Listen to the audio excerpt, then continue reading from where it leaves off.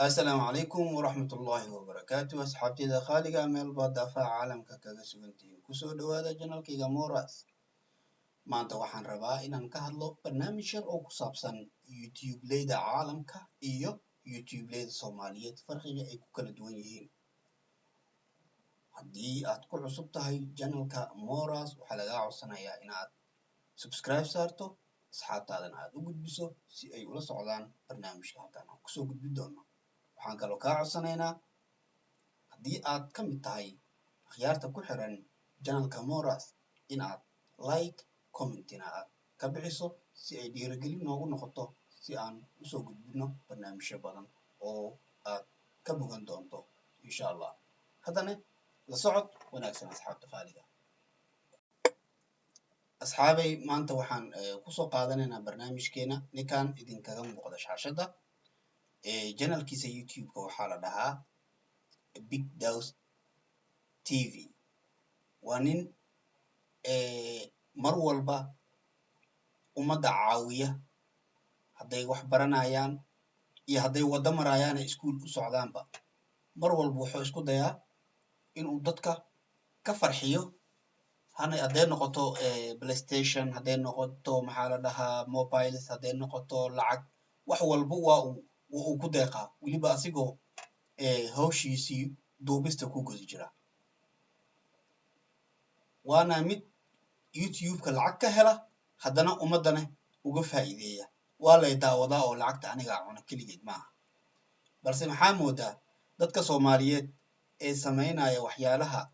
anshaxa daran ee ku raadinaya views iyo like si ay lacag uga helaan barnaamijkan waxaan usoo duubay keliya waxa ay tahay waa baraarujin aan rabo inaan baraarujiyo ummadeyda Soomaaliyeed. Doing this? We're just making a video. Yeah. Are you guys YouTubers? Yeah. We're giving like college students like money for textbooks, trying to give back. So I have $1,000, so I want to give you guys $500 each. What? Yeah. We're doing like a feel good, like give back video, giving college students $1,000, but I only have $1,000 left, so I'm going to give you guys each 500. Sure. waa ujeedaan dad buu wadada kula kulmay dadka student hadday yihiin hadday wax kale yihiin waxaa waaye audio book iyo maxaa la dhahaa waxyaalo badan ayuu siinayaa hadda labadaas wiil waxa uu siiyey lacag $500 ah maysan ka filanayn laakiin balse wuu ka farxiyey marka ugu horeyso wuxuu weydiinayaa su'aal yar su'aasha hadday uga jawaabaan aysan uga jawaabin laba goorba waa uu ka farxinayaa ummaddeena Soomaaliyeed saasa loo baahan yahay inaad waxyaalaha wanaagsan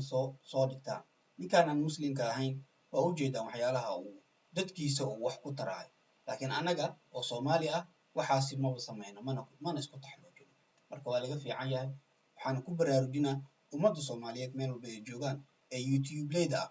kuwa xunxunna waa soo bandhigi doonaa kuwa wanaagsan ee YouTube-ka laga faa'iidane waa soo bandhigi doonaa intaba idinkaa arki doona midka aad isleedihiin alayle kan dembi baad ku daawataa kanne wax baad ka faa'iidaa marka waxaan idin leeyahay waa idin salaamayaa halkan ayaan kusoo koobayaa barnaamijkayga haddii aad ka heshay reactionkan yar aan rabo inaan ku baraarujiyo ummadda waxaan kaa codsanayaa inaad like saarto subscribe ummaddana asxaabtaadana aad u gudbiso